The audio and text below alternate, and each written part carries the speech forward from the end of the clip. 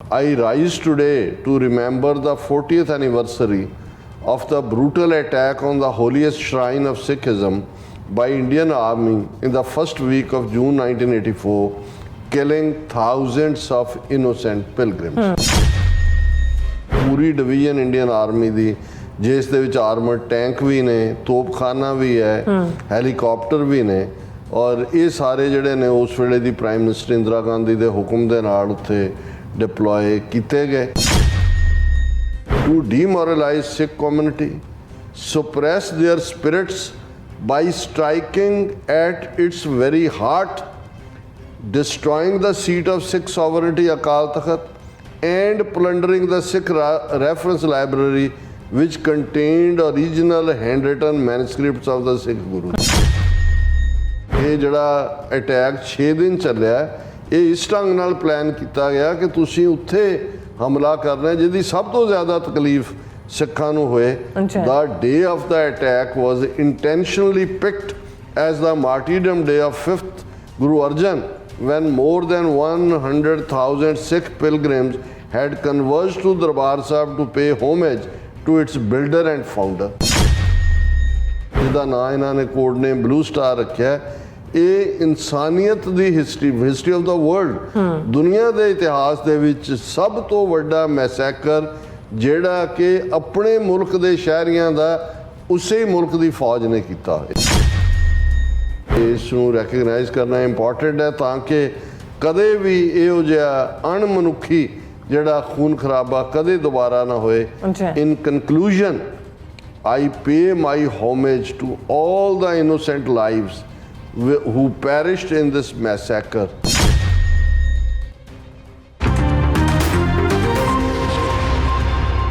Viewers welcome back on program. So ਇਸ ਗੱਲਬਾਤ ਕਰਾਂਗੇ ਕਿ ਜੂਨ 84 ਦੇ ਘੱਲੂਘਾਰੇ ਦੀ ਜਿਹੜੀ ਗੂੰਜ ਹੈ ਅਮਰੀਕਨ ਕਾਂਗਰਸ ਦੇ ਵਿੱਚ ਵੀ ਪਈ ਹੈ ਔਰ ਨਿਊ ਜਰਸੀ ਤੋਂ ਕਾਂਗਰਸਮੈਨ ਡੋਨਲਡ ਨੋਰਥਕੋਰਸ ਨੇ ਜੂਨ 84 ਘੱਲੂਘਾਰੇ ਦੀ 40ਵੀਂ ਦੁੱਖ ਯਾਦ ਮੌਕੇ ਸਿੱਖ ਕੌਮ ਨਾਲ ਇੱਕ ਮੁੱਠਤਾ ਦਾ ਇਜ਼ਹਾਰ ਕੀਤਾ. ਸੋ ਇਸ ਬਾਰੇ ਆਪਾਂ ਗੱਲਬਾਤ ਕਰਨ ਜਾ ਰਹੇ ਹਾਂ. ਸੋ ਅਸੀਂ ਚਾਹਾਂਗੇ ਕਿ ਤੁਸੀਂ ਇਸੇ ਤਰ੍ਹਾਂ ਬਣੇ ਰਹਿਣਾ, ਦੇਖਣ ਸੁਣ ਲਈ ਲਿਖਣ ਲਈ ਤੁਹਾਡਾ ਸਭ ਦਾ ਬਹੁਤ ਬਹੁਤ ਧੰਨਵਾਦ ਜੀ. ਰਾਜ ਸਾਹਿਬ ਕੀ ਕਹਿਣਾ ਚਾਹੋਗੇ?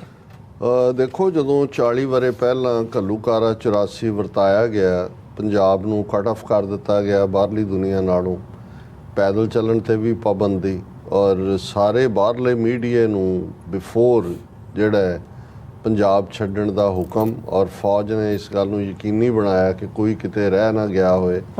ਔਰ ਇੱਕ ਵੱਖਰੀ ਕਹਾਣੀ ਹੈ ਕਿ ਐਸੋਸੀਏਟਡ ਪ੍ਰੈਸ ਦਾ ਬ੍ਰਹਮ ਚਲਾਨੀ ਜਿਹਦੀ ਲੇਟ ਅਰਾਈਵਲ ਹੋਈ, ਉਹਨਾਂ ਦੀ ਲਿਸਟ ਨਹੀਂ ਸੀ ਤੇ ਉਹਦੇ ਰਾਹੀਂ ਰਿਪੋਰਟਿੰਗ ਬਾਹਰ ਪਹੁੰਚੀ ਕਿ ਸਿੱਖਾਂ ਦੇ ਨਾਲ ਕੀ ਵਾਪਰਿਆ.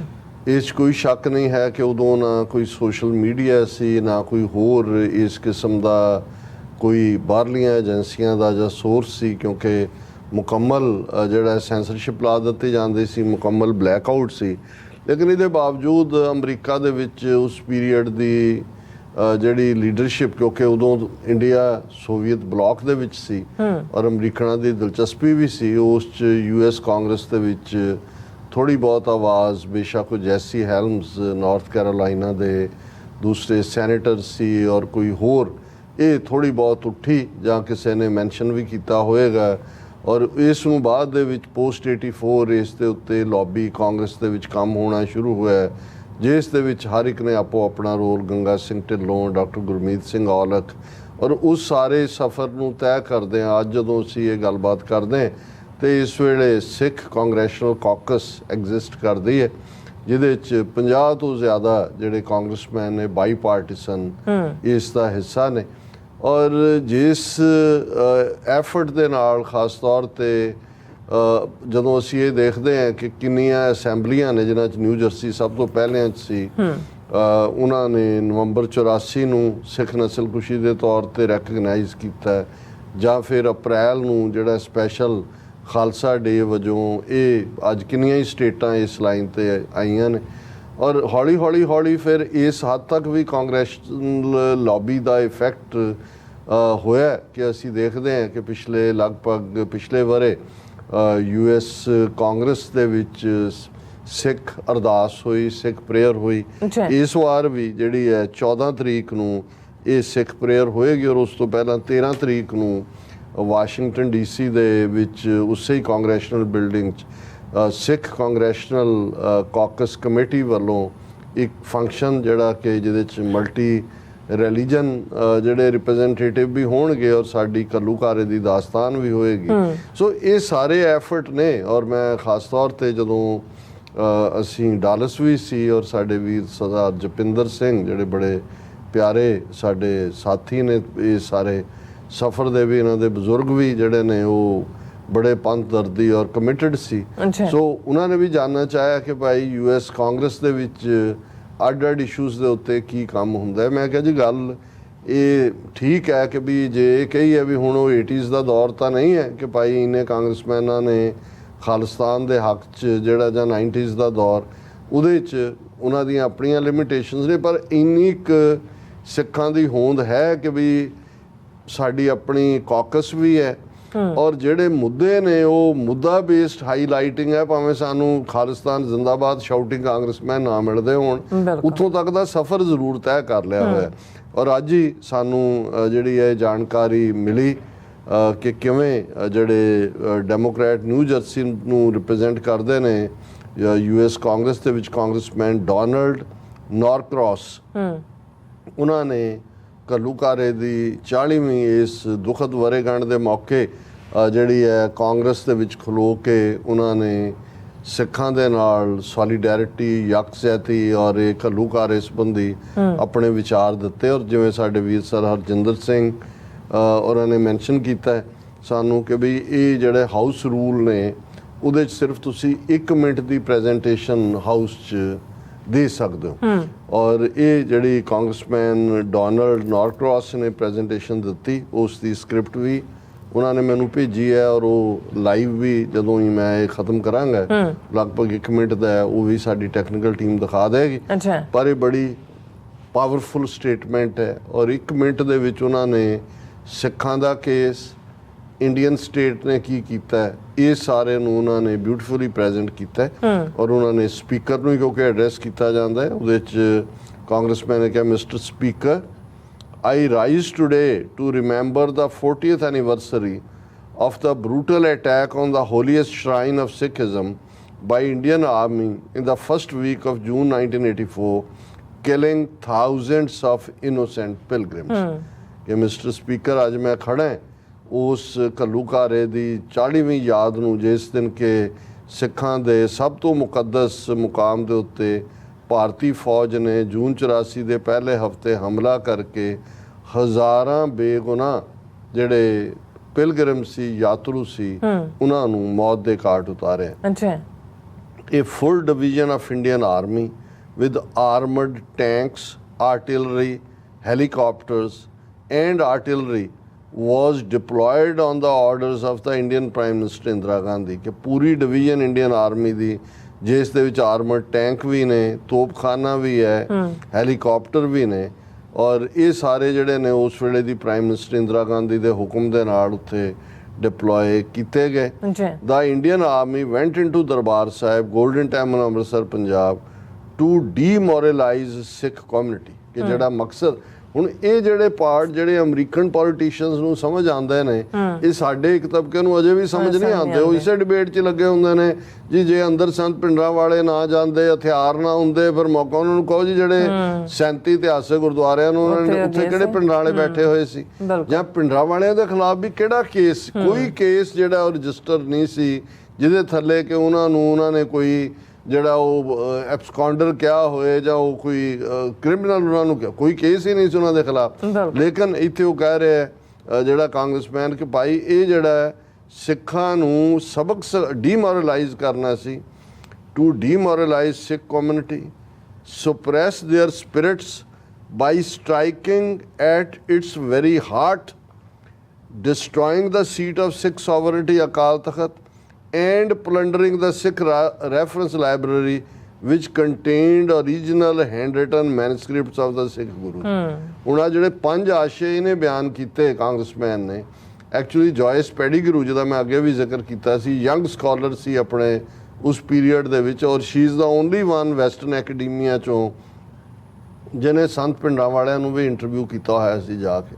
ਸੋ ਉਹਨੇ ਵੀ ਇਸ ਦੇ ਉੱਤੇ ਜਿਹੜਾ ਉਹਦੇ ਬਾਅਦ 'ਚ ਉਹਨੇ ਕਿਤਾਬ ਵੀ ਲਿਖੀ ਉਹਨੇ ਕਿਹਾ ਇਹ ਸਿੱਖਾਂ ਨੂੰ ਖਤਮ ਕਰਨ ਦੇ ਲਈ, ਡੀਮੋਰਲਾਈਜ਼ ਕਰਨ ਲਈ, ਉਹਨਾਂ ਦੀ ਸੋਵਰਨਟੀ ਦੇ ਕਾਨਸੈਪਟ ਨੂੰ, ਉਹਨਾਂ ਦੇ ਕਲਚਰ ਨੂੰ, ਤਹਿਜ਼ੀਬ ਦੇ ਉੱਤੇ ਹਮਲਾ ਸੀ। ਇਹ ਮੈਜ਼ ਇੱਕ ਬਿਲਡਿੰਗ ਦੇ ਉੱਤੇ ਨਹੀਂ ਸੀ। ਔਰ ਇਹੀ ਕਾਂਗਰਸਮੈਨ ਕਹਿ ਰਿਹਾ ਕਿ ਭਾਈ ਇਹ ਜਿਹੜਾ ਹਮਲਾ ਸੀ ਆਰਮੀ ਨੇ ਸਿੱਖ ਕੌਮ ਨੂੰ ਡੀਮੋਰਲਾਈਜ਼ ਕਰਨ, ਉਹਨਾਂ ਨੂੰ, ਉਹਨਾਂ ਦੀਆਂ ਸਪਿਰਿਟਸ ਨੂੰ ਹੀ ਮੁਕਾ ਦੇਣ ਦਾ, ਤਾਂ ਕਿ ਜਿੱਥੇ ਉਹਨਾਂ ਦਾ ਦਿਲ ਧੜਕਦਾ ਹੈ ਉਸ ਦੇ ਉੱਤੇ ਸਟ੍ਰਾਈਕ ਕਰਨਾ, ਅਕਾਲ ਤਖਤ ਦੀ ਸਿੱਖ ਸੋਵਰਨਟੀ ਨੂੰ ਡਿਸਟਰੋਏ ਕਰਨਾ, ਔਰ ਪਲੰਡਰਿੰਗ ਦਾ ਸਿੱਖ ਰੈਫਰੈਂਸ ਲਾਇਬ੍ਰੇਰੀ, ਕਿ ਉਹਦੀ ਲੁੱਟਮਾਰ, ਕਿਉਂਕਿ ਜਿੱਥੇ ਸਾਡੇ ਇਤਿਹਾਸਕ ਜਿਹੜੇ ਨੇ ਦਸਤਾਵੇਜ਼ ਪਏ ਸੀ। The attack which lasted more than 6 days was planned months in advance to strike the Sikhs where it hurts the most। ਕਿ ਜਿਹੜਾ ਅਟੈਕ 6 ਦਿਨ ਚੱਲਿਆ, ਇਹ ਇਸ ਢੰਗ ਨਾਲ ਪਲਾਨ ਕੀਤਾ ਗਿਆ ਕਿ ਤੁਸੀਂ ਉੱਥੇ ਹਮਲਾ ਕਰਨਾ ਜਿਹਦੀ ਸਭ ਤੋਂ ਜ਼ਿਆਦਾ ਤਕਲੀਫ ਸਿੱਖਾਂ ਨੂੰ ਹੋਏ। The day of the attack was intentionally picked as the martyrdom day of 5th Guru Arjan, when more than 100,000 Sikh pilgrims had converged to Darbar Sahib to pay homage to its builder and founder।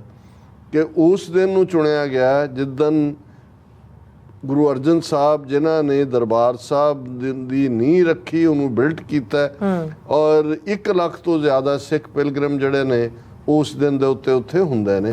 ਸੋ ਉਸ ਦਿਨ ਨੂੰ ਇਹਨਾਂ ਨੇ ਚੁਣਿਆ ਹਮਲੇ ਦੇ ਲਈ। Code named Operation Blue Star, ਹੁਣ ਕਾਂਗਰਸਮੈਨ ਕਹਿ ਰਿਹਾ, ਕਾਂਗਰਸ ਖਲੋ ਕੇ, code named Operation Blue Star will go down in the history of the world as one of the biggest massacres of citizens by army of their own country। ਕਿ ਇਹ ਜਿਹੜਾ ਜਿਹਦਾ ਨਾਂ ਇਹਨਾਂ ਨੇ ਕੋਡ ਨੇਮ ਬਲੂ ਸਟਾਰ ਰੱਖਿਆ, ਇਹ ਇਨਸਾਨੀਅਤ ਦੀ ਹਿਸਟਰੀ ਆਫ ਦਾ ਵਰਲਡ, ਦੁਨੀਆ ਦੇ ਇਤਿਹਾਸ ਦੇ ਵਿੱਚ ਸਭ ਤੋਂ ਵੱਡਾ ਮੈਸੈਕਰ, ਜਿਹੜਾ ਕਿ ਆਪਣੇ ਮੁਲਕ ਦੇ ਸ਼ਹਿਰੀਆਂ ਦਾ ਉਸੇ ਮੁਲਕ ਦੀ ਫੌਜ ਨੇ ਕੀਤਾ। ਇਹ ਛੋਟੀ ਸਟੇਟਮੈਂਟ ਨਹੀਂ ਹੈ। ਬਿਲਕੁਲ। Many Sikhs after this devastating attack sought refuge in the United States and many other Western countries and in my constituency of Southern New Jersey। ਕਿ ਇਸ ਹਮਲੇ ਤੋਂ ਬਾਅਦ ਬਹੁਤ ਸਾਰੇ ਸਿੱਖ ਜਿਹੜੇ ਪਨਾਹਗੀਰ ਰਿਫਿਊਜੀ ਬਣੇ, ਉਹਨਾਂ ਨੇ ਸ਼ਰਨ ਲਈ ਆ ਕੇ ਅਮਰੀਕਾ ਔਰ ਬਾਕੀ ਪੱਛਮੀ ਮੁਲਕਾਂ ਦੇ ਵਿੱਚ, ਤੇ ਸਾਊਦਰਨ ਨਿਊ ਜਰਸੀ ਦੀ ਮੇਰੀ ਕੰਸਟੀਚੁਐਂਸੀ 'ਚ ਵੀ ਉਹ ਸਿੱਖ ਰਹਿੰਦੇ ਨੇ। The global Sikh communities across the world will always keep the memory of those who died alive and will never forget this horrific attack। ਕਿ ਸਾਰੀ ਗਲੋਬਲ ਸਿੱਖ ਕਮਿਊਨਿਟੀ ਕਦੇ ਵੀ ਨਹੀਂ ਭੁੱਲੇਗੀ, ਦੁਨੀਆ ਭਰ ਜਿੱਥੇ ਬੈਠੇ ਨੇ, ਜਿਹੜੇ ਇਸ ਦਿਨ ਜਿਉਂਦੇ ਮਾਰੇ ਗਏ, ਔਰ ਕਦੇ ਵੀ ਇਸ ਹੌਰੀਫਿਕ ਅਟੈਕ ਨੂੰ ਸਿੱਖ ਭੁਲਾਣਗੇ ਨਹੀਂ। Recognizing this state-sponsored assault is an important and historic step towards justice and accountability। ਕਿ ਭਾਈ ਮੈਂ ਕਾਂਗਰਸ ਖਲੋ ਕੇ ਕਹਿ ਰਿਹਾ ਕਿ ਭਾਈ ਇਸ ਜਿਹੜਾ ਸਟੇਟ ਨੇ ਸਪਾਂਸਰ ਕੀਤਾ ਹਮਲਾ ਸਿੱਖਾਂ ਤੇ, ਇਸ ਨੂੰ ਰੈਕਗਨਾਈਜ਼ ਕਰਨਾ ਇੱਕ historical, recognizing this state-sponsored assault is an important and historic step towards justice and accountability, so that such inhumane bloodshed never happens again। ਕਿ ਇਸ ਨੂੰ ਰੈਕਗਨਾਈਜ਼ ਕਰਨਾ ਇੰਪੋਰਟੈਂਟ ਹੈ ਤਾਂ ਕਿ ਕਦੇ ਵੀ ਇਹੋ ਜਿਹਾ ਅਣਮਨੁੱਖੀ ਜਿਹੜਾ ਖੂਨ ਖਰਾਬਾ ਕਦੇ ਦੁਬਾਰਾ ਨਾ ਹੋਏ। In conclusion, I pay my homage to all the innocent lives who perished in this massacre।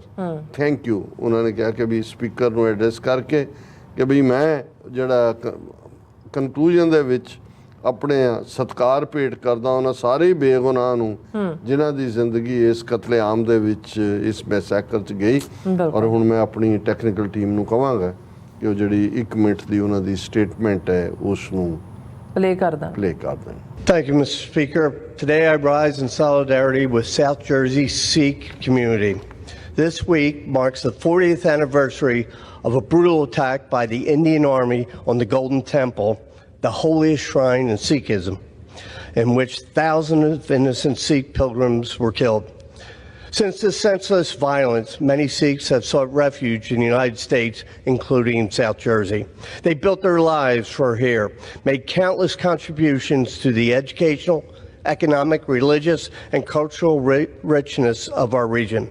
They also keep the names of the memories of those who were killed in that 1984 alive. Today, I join with the Sikh community in remembering those lost in this horrific attack and to honor those who carry on their legacy today. And with that, I yield back the balance of my time. The gentleman.